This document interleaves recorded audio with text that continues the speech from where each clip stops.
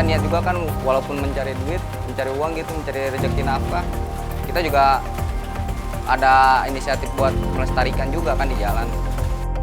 Setelah pandemi ini istilahnya tidak boleh diperbolehkan berkerumunan, jadi dibatasin gitu istilahnya. Jadi untuk pendapatan sangat pengaruh banget buat kita istilahnya.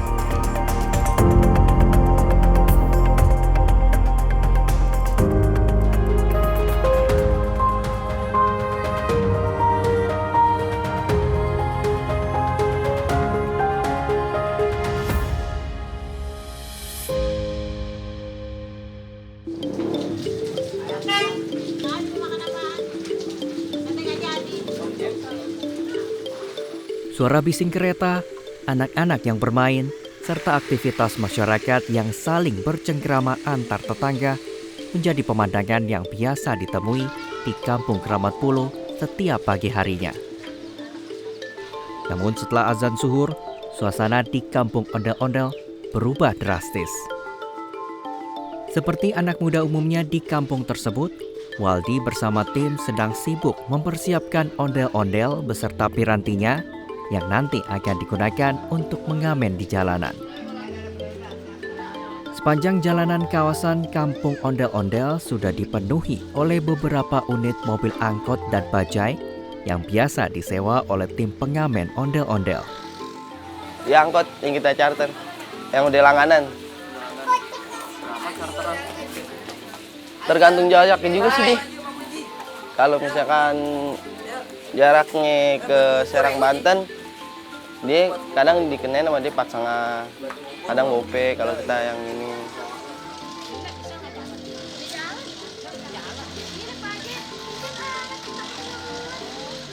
Dalam satu angkot biasanya berisikan beberapa tim pengamen ondel-ondel yang membuat kondisi angkot jadi penuh sesak akibat alat-alat dan orang di dalamnya. Selain itu, jumlah personel tim pengamen ondel-ondel biasanya berbeda satu dengan lainnya. Kalau kita kayak ini aja, datang, setar, jalan jam 5, pulang jam 9, Beng Tante jam 10. Biasanya berapa orang? Kalau alat pool kita 12 orang. Paling kalau USB 4.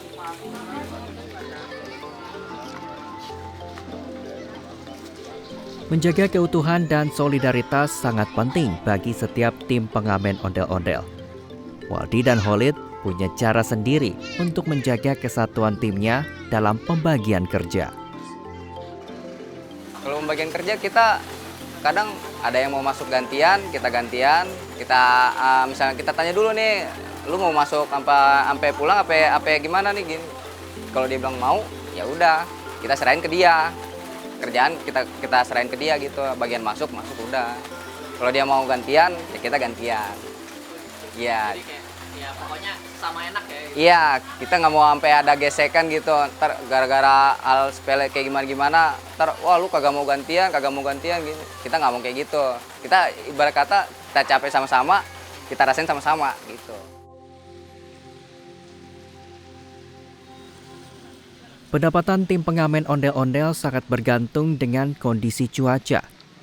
Di hari itu, kondisi cuaca di wilayah Bintaro, Kota Tangerang, tempat tim Khalid dan Waldi diguyur hujan deras. Pendapatan tim Khalid dan Waldi berkurang karena waktu ngamennya banyak terbuang untuk berteduh. Pendapatan kita kagak nentu, Bang. Jadi kadang-kadang kalau lagi hujan kayak begini, ya dapat alhamdulillah. Masih dapat sekitar 40-50-an, alhamdulillah. Tapi kalau lagi nggak hujan, bisa lebih dari segitu. Setelah dirasa hujan reda, tim Waldi dan Khalid mulai melakukan arak-arakan di pelosok perkampungan.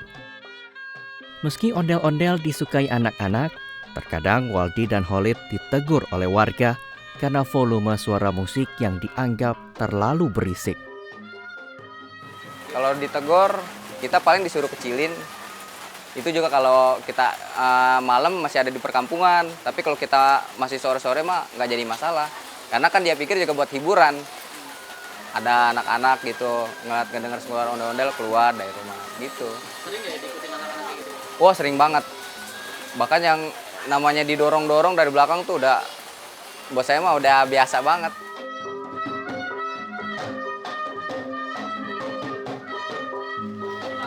Bekerja sebagai pengamen ondel-ondel harus menempuh jarak yang cukup jauh, serta pendapatan yang tidak pasti. Namun Waldi beserta teman-temannya sangat menikmati pekerjaan yang mereka lakukan.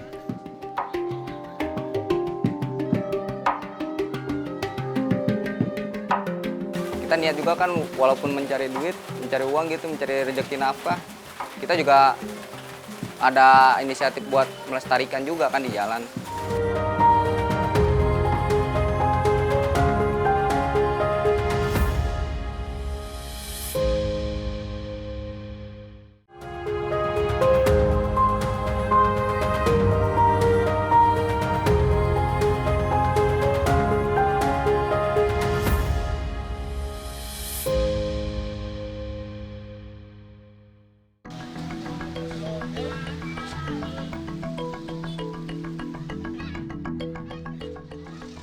Maraknya pengamen ondel-ondel sempat menuai pro kontra, baik di tingkat pemerintah daerah maupun kelompok masyarakat budaya Betawi sendiri. Hal ini tentu mendapat beberapa reaksi, khususnya dari masyarakat yang menggantungkan mata pencariannya melalui sewa ondel-ondel maupun sebagai pengamen ondel-ondel. Kalau sisi kalau tanggapannya cuma satu, nggak apa-apa kalau emang nggak boleh ngamen, asal ngasih pekerjaan yang layak, udah gitu aja. Berarti ini ngamen ini karena terpaksa? Iya. Sekarang aja PHK aja makin banyak bang, pengangguran makin banyak.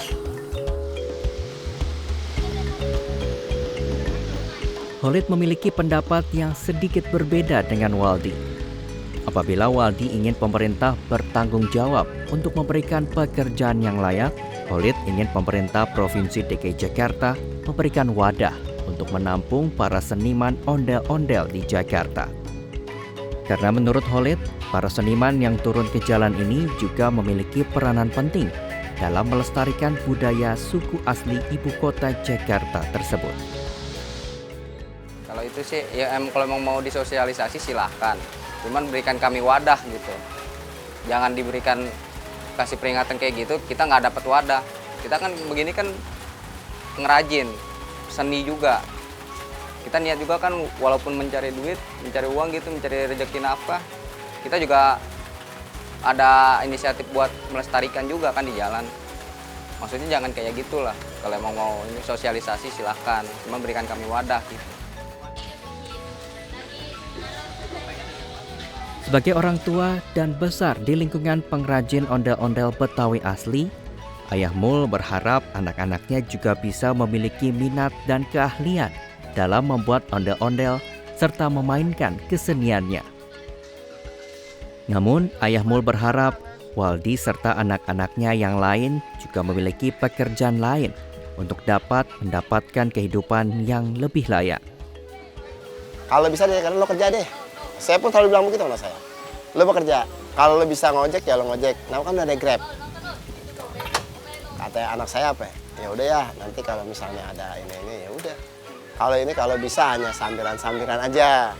Kalau lo ngerti mana enak? Lo sambil nge-Grab ada pesanan baru Grab, jangan lo matiin aplikasi. Nah lo ngerjain pesanan orang, kan enak.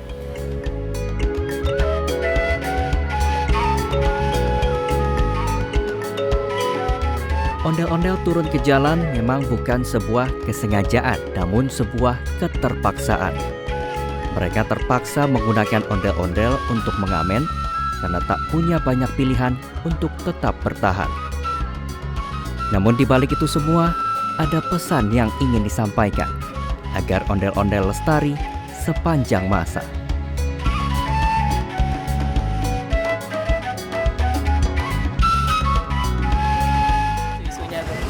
Dia katanya kalau pengen dangdut mah, apa namanya, hasilnya mauan gitu ya kan, gampangan.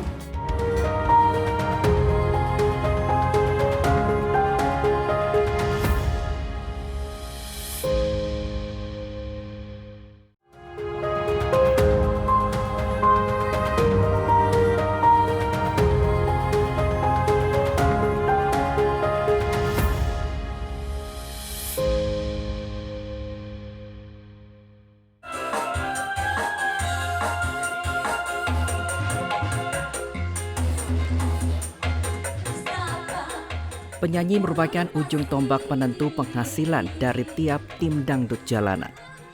Suara yang merdu dan harus pandai membaur dengan penonton harus dimiliki oleh seorang penyanyi agar mendapatkan uang saweran yang besar.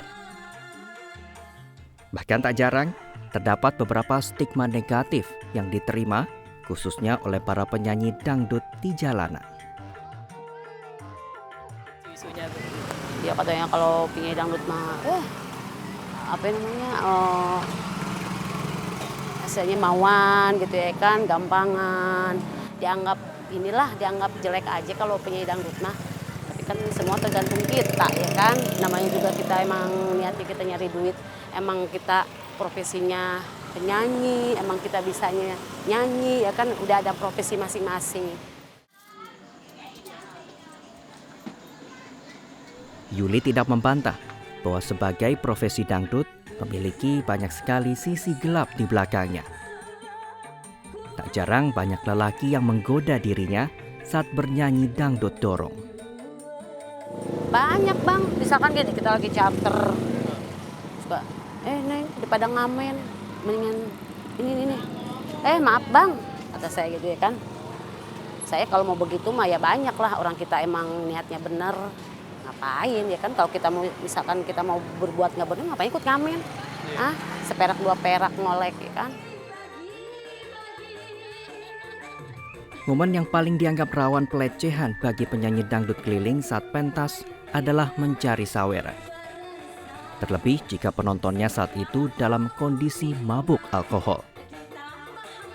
Ya banyak lah ya, apalagi kalau udah pada mabuk, apa yang kan lain-lain orang, ada yang nyawer sopan, ada yang nyawer reseh ya kan, pegang kita apa gitu kan.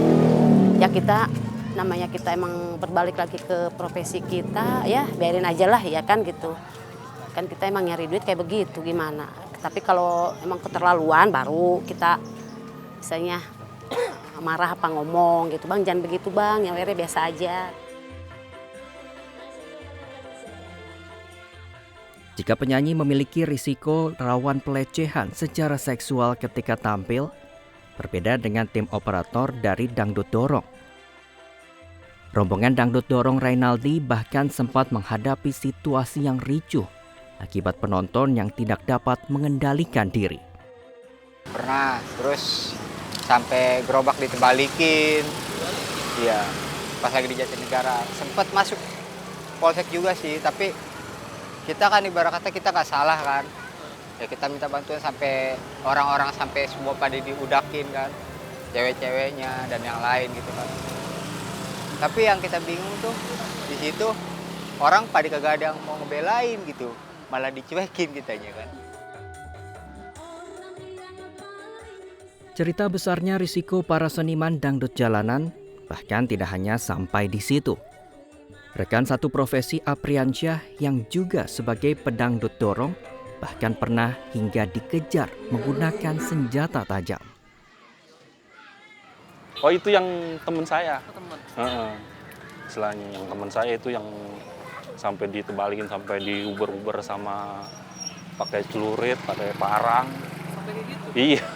Itu orangnya nggak kondisi mabuk kan? Kondisi mabuk. Saya juga sempat ini juga sih, sempat nyamperin lihat kondisinya. Kondisi yang paling umum terjadi bagi para pedangdut jalanan adalah diusir oleh warga yang merasa terganggu karena suara keras dari speaker. Namun bagi Apri dan teman-temannya, memilih untuk tidak memperpanjang masalah dengan turut emosi. Ya dikata-katain aja, istilahnya ngomong-ngomong kasar gitu, sampai mau dibilang mau dibakar lah istilahnya, mau dilaporin ke polisi lah istilahnya. Nggak pernah ngelawan kayak gitu? Ya kita pikir kita ngelawan juga paling kita ya nyautin omongan yang ngomelin aja istilahnya. Tapi kan kalau kita sautin bukan tambah istilahnya reda, istilahnya malah perpanjang masalah gitu. Kita ngalah aja lah istilahnya buat kita nyari selamatnya aja gitu. Masih banyak cerita-cerita bahaya yang dihadapi oleh para seniman dangdut jalanan tersebut. Bermental baja, Itulah hal yang dimiliki oleh para pedangdut jalanan ini yang tetap tidak kapok menjalani profesinya walau risiko tidak sebanding dengan pendapatannya.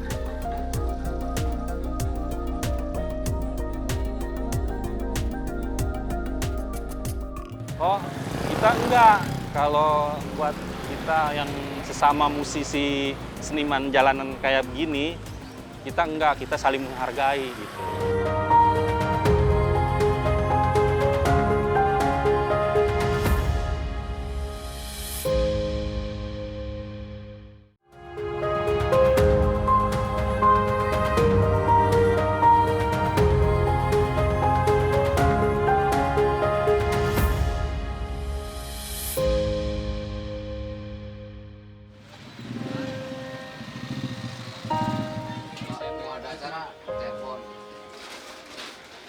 Saat ini seniman dangdut dorong cukup banyak ditemui di beberapa sudut kota Jakarta. Diperkirakan jumlah eksistensi seniman dangdut dorong juga terus bertambah. Ada etika yang harus dimiliki oleh antar sesama seniman dangdut jalanan untuk menghindari konflik. Oh, kita enggak. Kalau buat kita yang sesama musisi seniman jalanan kayak begini, kita enggak, kita saling menghargai gitu. Istilahnya kalau udah kita ketemu, ya kita saling sapa, istilahnya ya udah istilahnya kita yang dia udah wilayah kita cari lagi yang lain gitu istilahnya. Enggak saling merebut rezeki orang gitu istilahnya. Kita saling menghargai di jalanan. Ya alhamdulillah istilahnya kita sesama musisi nggak pernah istilahnya. Ya saling mendahului lah istilahnya. Sebagai orang yang sudah bertahun-tahun menjalani profesi sebagai penyanyi dangdut dorong, Yuli merasa profesinya tidak dihargai. Tidak jarang kehadiran seniman dangdut dorong ini dianggap sebagai pengganggu. Hal itu terkadang dirasakan oleh Yuli ketika sedang ngamen. Saya kadang mah dalam hati kita kadang suka kesal ya kan. Dianggapnya jadi kita tuh kalau apalagi kayak gini Bang, bener loh Bang, kalau ngamen gerobak gini dianggapnya kita tuh kayak hina melulu gitu, kayak disepelein. Padahal ya kita mah bukannya nggak bisa istilahnya nyari duit yang nggak halal bagaimana, tapi kan kita emang jalannya emang benar ya kan, halal. Adanya pandemi juga membuat operasi seniman dangdut dorong menjadi terbatas. Reynaldi berharap pemerintah bisa memberikan kelonggaran bagi para seniman di jalanan untuk bisa beraktivitas. Kalau buat masalah melihat kita kurang tahu paham gitu kan. Tapi kalau menurut kita sih cobalah seenggaknya pemerintah tolong lihat gitu kan. Yang orang di bawah itu tuh sedang menderita, bukannya.